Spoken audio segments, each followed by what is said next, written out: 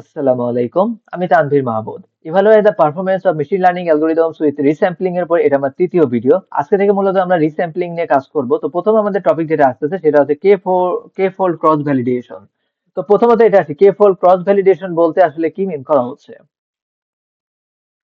K-fold cross ভ্যালিডেশনে যেটা হয় যে এন্টায়ার ডেটা সেটটাকে আমরা K সংখ্যক ভাগে ভাগ করে ফেলি এবং যেখানে প্রত্যেকটা ভাগকে আমরা বলতেছি ফোল্ড।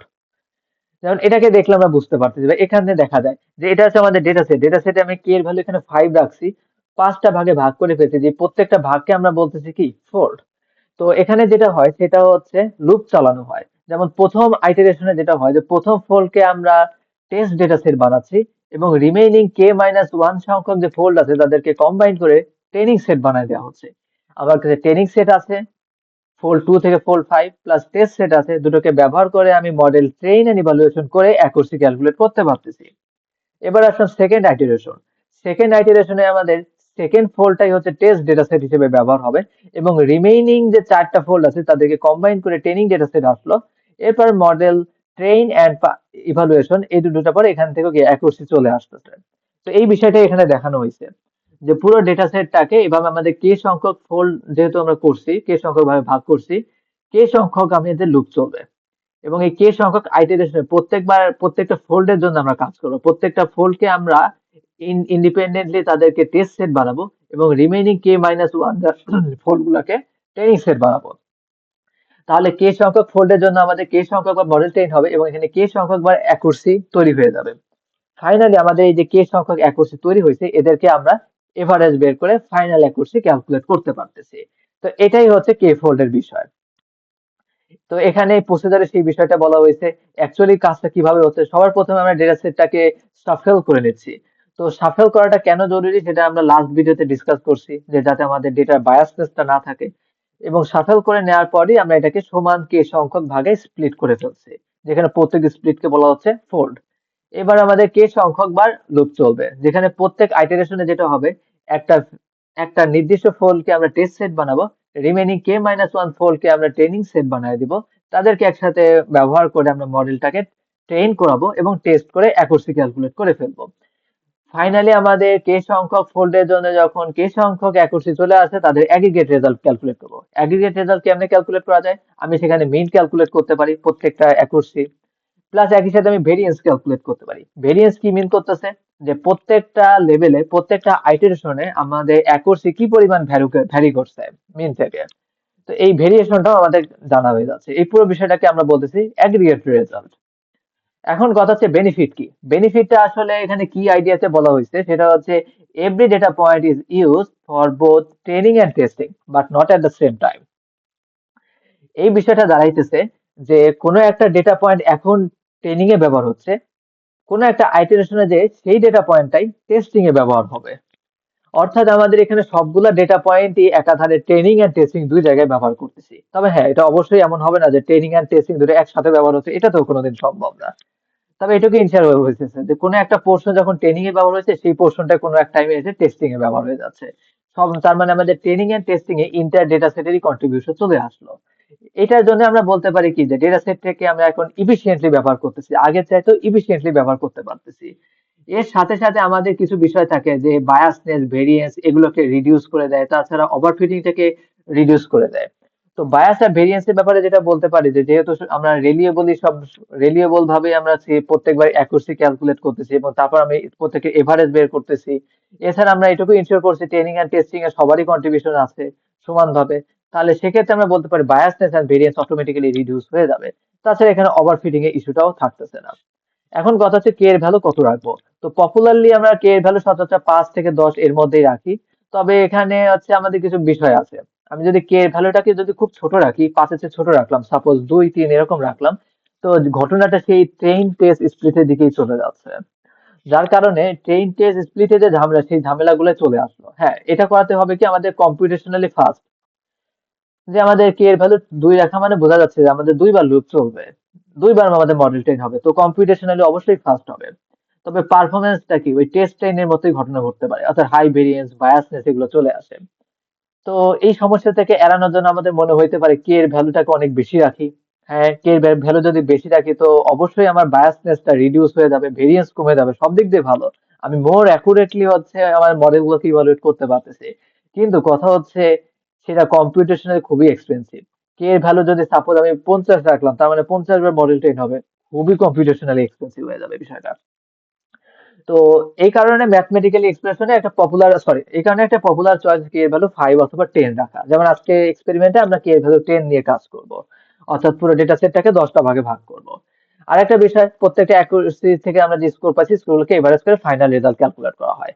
তো সুবিধা অসুবিধা নিয়ে অলরেডি কথা বলা হয়ে গেছে। এবং এটা আমরা কখন ব্যবহার করব? আমাদের যখন ডেটা সেটটা মিডিয়াম সাইজ, অর্থাৎ আমাদের বেশি বড় সড়ো কোনো ডেটা সেট নাই, আমরা মিডিয়াম সাইজ ডেটা আছে সমস্যা নেই, আমরা সেটাকে যদি ইফিসিয়েন্টলি ব্যবহার করতে পারি ইউজিং কে ফোল্ড ক্রস ভ্যালিডেশন, সেক্ষেত্রে আমাদের একটা ভালো পারফরমেন্স আসতে পারে। ওকে, এই হচ্ছে আমাদের ঘটনা। তা আমরা এখন হচ্ছে সরাসরি কোডিং ফেজে চলে আসতেছি। কোডিং ফেজে সবার প্রথমে আমাদের যে কাজ করতে হবে, মডিউলটাকে আপলোড করে দেয়। আমি এখানে কে ফোল্ড ক্রস ভ্যালিডেশন ইউজ করে এগুলোকে হচ্ছে ইম্পোর্ট করে দিছি। ওকে, এরপরে হচ্ছে আমাদের এরপরে আমাদের আরো কিছু মডিউলের দরকার আছে, যেগুলো আমরা এখানে দিইনি, কারণ আমাদের আগের ফেজে আমরা সেগুলো ইনক্লুড করে রাখছি। আগে আমরা টেস্ট টেনে অলরেডি যে লজিস্টিক রিগ্রেশন মডেলটাকে আমাদের আগে থেকে ইম্পোর্ট করা আছে, অ্যাকুরেসি স্কোর এটাও আমাদের করা আছে, তাছাড়া ইনপুট আউটপুট স্প্লিটিংও করা আছে। তো যেটুকু পোর্শন করা আছে এটুকু আমি আর রিপিট করতেছি না। যেমন সবার প্রথমে আমাদের ডেটা সেটটাকে লোড করা আছে, থাকুক। এরপরে ডেটা সেট লোড করার পর আমার মডেলটা নেওয়া আছে, অ্যাকুরেসি নেওয়া আছে, ইনপুট আউটপুট ফিচারে স্প্লিট করা আছে, এগুলো করা আছে, যেহেতু এগুলো আমি আর নতুন করে রিপিট করতেছি না। আমরা ডাইরেক্ট হচ্ছে এখন আহ, আমরা ডাইরেক্ট এখন যেটা করব সেটা হচ্ছে কে ফোর ক্রস ভ্যালিডেশনের কনফিগারেশন নিয়ে কাজ শুরু করতেছি। তাহলে আমি এখানে ধরে নিলাম যে আমার এখানে আছে ডেটা সেটটাকে লোড করা হয়ে গেছে, এবং সেখান থেকে ইনপুট আউটপুট স্প্লিটিং করা হয়ে গেছে। ওকে, স্প্লিটিং এর কাজ যেহেতু শেষ, এখন হচ্ছে আমাদের কে ফোল্ডের কনফিগারেশন বা কে ফোল্ডের প্যারামিটার গুলোকে আমাদের ডিফাইন করে দিতে হবে। তো কে ফোল্ডের প্যারামিটারটাকে আমাদের কিভাবে নিয়ে আসবো? তো প্রথমত আমাদের বলতে হবে কতগুলো ফোল্ড নিব। তো আমি বললাম number of fold is equal two 10, এবং তারপর আমরা বলে দিলাম যে seed value is equal two 7। তো নাম্বার অফ ফোল্ড তো বুঝতে পারতেছি 10টা ভাগে ভাগ হবে, আর সিড ভ্যালু 7, তো সিড ভ্যালু নিয়ে আমরা বলতে পারি যে সিড ভ্যালু কি মূলত হচ্ছে রিপ্রডিউসিবিলিটিটাকে, র্যান্ডম স্প্লিটিং এ রিপ্রডিউসিবিলিটিটাকে ইনশিওর করতেছে। তো সিড নিয়ে হচ্ছে বিস্তারিত আলোচনা আমরা হচ্ছে গত ভিডিওতে অলরেডি করে রাখছি, তাই কারণে সিড নিয়ে এখানে আলোচনা করতেছি না। বেসিক্যালি গত ভিডিওটা এগুলো নিয়ে ডিসকাস করতে যেয়ে অনেক বেশি লেন্দি হয়ে গেছিল। আচ্ছা, যাই হোক। তো আমাদের সিড ভ্যালুটা নেওয়া গেছে, এখন কে ফোল্ড টুলটাকে আমি নিয়ে আসতেছি। K F O L D, K fold is equal to, আমি কে ফোল্ডটাকে প্রথমে মেনশন দিব যে কে ফোল্ড কোথায় আছে, এই যে এখানে আমি অলরেডি ইম্পোর্ট করেই রাখছি। ওকে, তো এখান থেকে যেহেতু ইম্পোর্ট করা আছে, আমি এখানে সরাসরি ব্যবহার করতেছি। একটা কাজ করি, এখানে কি এটা বড় হাতে রাখি। ওকে, ভেরিয়েবল নেম আমি যেভাবে রাখবো সেটা আমার ইচ্ছা। এখন কে ফোল্ড টুলের মধ্যে আমরা প্রথমে বলে দেবো যে আমাদের কয়টা ফোল্ড হবে, সেটাকে আমরা বলে দেবো N split, S P L I T S. এর মধ্যে আমরা বলে দিলাম যে আমাদের কয়টা ভাগে ভাগ হবে, নাম্বার ফোল্ড, নাম্বার ফোল্ডস। ওকে, তারপরে আমরা বললো যে আচ্ছা ডেটা সেটটা কি কাজের শুরুতে সফল করে নেওয়া দরকার আছে কিনা। আমি বললাম হ্যাঁ, আমি সফল করে নিতে চাচ্ছি যাতে বায়াসনেস কম থাকে। Shuffle is equal two true. তো সাফলের কাহিনীটাও নিশ্চয়ই বুঝতে পারতেছি, ফোল্ডিং করার আগে পুরো ডেটা সেটটাকে আমরা সাফল করে নেবো, এবং কেন সাফল করতে হয় যাতে বায়াসনেস কম থাকে, এই আলোচনা আমাদের লাস্ট ভিডিওতে হয়ে গেছে। এরপর আমাদের random state is equal two seed. তো এদিককার বিষয়টা আমাদের কি বলা হয়ে গেল। ওকে, কে ফোল্ডের কাজটা যেহেতু হয়ে গেছে, এখন আমাদের মডেলটা নিয়ে নিতে হবে। Model is equal two logistic regression. তো লজিস্টিক রিগ্রেশনটা আমরা হচ্ছে এখান থেকে নিয়ে নিলাম, এবং ফাইনালি এখন হচ্ছে আমরা রেজাল্ট ক্যালকুলেট করব।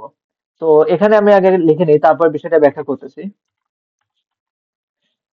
রেজাল্ট বলতে আসলে কি, আমি এখানে পারফরমেন্স ক্যালকুলেট করতে চাচ্ছি। তো এখানে কি হবে, ক্রস ভ্যালিডেশন, ক্রস ভ্যালিডেশনে স্কোর ক্যালকুলেট হবে। সেই স্কোর ক্যালকুলেট করার জন্য প্রথমে আমাদের মডেলটাকে মেনশন দিতে হবে। মডেল চলে গেল। এরপরে আমাদের বলতে হবে ইন্টার ডেটা সেট মানে কি, ইনপুট, এন্ড ইনপুটের সেই হচ্ছে লেবেল। ওকে, এবং তারপরে আমাদের কে ফোল্ডের নামটা মেনশন দিয়ে দিতে হবে যে CV is equal to K fold. তো আচ্ছা, এক কাজ করি, এখানে এটাকে আমরা এখন তুলে নিয়ে আসছি, কি এটাকে ছোট হাতেই রাখি, দুটার মধ্যে যাতে ডিফারেন্স থাকে। ওকে, তো আমি এখান থেকে যে কে ফোলটা আছে, কে ফোলটাকে তুলে আমি এখানে নিয়ে আসলাম।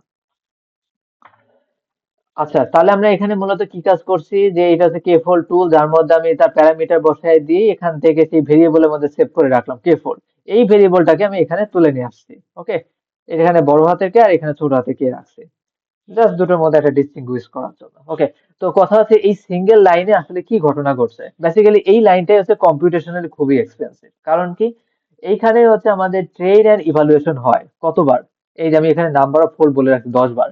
মূলত এইখানে থেকেই আমাদের লুপ চালায় আমাদের 10 বার মডেল ট্রেন হয়। তো এখানে কি হয়, প্রত্যেকবারই হচ্ছে একটা ফোল্ড টেস্টিং, বাকি 9টা কম্বাইন করে ট্রেনিং, এবং তারপরে হচ্ছে অ্যাকুরেসি ক্যালকুলেট হয়ে যায়। তো আমরা একটু দেখি যে রেজাল্টটা কিরকম। তো আমি যদি প্রিন্ট করতে দিই রেজাল্টটাকে, আচ্ছা, এখানে একটু বানান ভুল হয়েছে মনে হয়। আচ্ছা, এখানে এখানে একটু ভুল হয়েছে, সিআরও ডবল এস ক্রস হবে, CRO CRO double S cross, ইনশাল্লাহ এখন ঠিক থাকবে। ওকে, তো দেখতে পাচ্ছি যে আমি এখানে রেজাল্ট, এখানে ক্রস ভ্যালিডেশন স্কোরটা নিচ্ছি। তো আমি যেখানে বলছিলাম 10 বার ফোল্ড করার কারণে এখানে 10টা অ্যাকুরেসি রেজাল্ট চলে আসছে, 0.81, 0.75, 0.75 করতে করতে 0.72। এখানে আমাদের 10টা কি অ্যাকুরেসি রেজাল্ট চলে আসছে। আর হ্যাঁ, এই যে একটা ওয়ার্নিং আছে, আমরা জানি যে ওয়ার্নিংটা কেন হয়েছে, এবং এই ওয়ার্নিংটাকে কেমনে আমরা দুই রকম কাজ করতে পারি। তাহলে ওয়ার্নিংটাকে আমরা ইগনোর করতে পারি, তার জন্য কিছু কয়েক লাইন কোড লিখলে হয়। তো আমি আর ইগনোর করতে চাচ্ছি না, আমি এখানে সলভারটাকে সেট করে দিলাম, যে solver is equal two library linear, library LINEAR, এই যে। তো আমরা যেটা করছি, প্রথমে কে ফল টুলটাকে নিয়েছি, সেই টুল নিয়েছি, এবার মডেলটাকে নিয়েছি, এইবার আমি স্কোরে যেটা করছি, মডেলটাকে মেনশন দিয়েছি, ডেটা সেটকে মেনশন দিয়েছি, এবং কে ফলটাকে তুলে দিয়েছি, দিয়ে বলা হলে এখন তুমি স্কোর করে দেখো। আমাদের 10 বার লুপ চলবে, 10টা লুপে 10টা অ্যাকুরেসি চলে আসছে। কথা হচ্ছে আমি তো 10টা রেজাল্ট দেখতে চাচ্ছি না, আমি এদের এভারেজটা দেখতে চাচ্ছি। ওকে, তাহলে আমরা এখন এভারেজটা দেখতে চাই। এভারেজ দেখার জন্য কি করতে পারি, তো আমি হচ্ছে ফরম্যাটেড স্ট্রিংটা প্রিন্ট করতে চাচ্ছি, তাই লিখলাম এফ।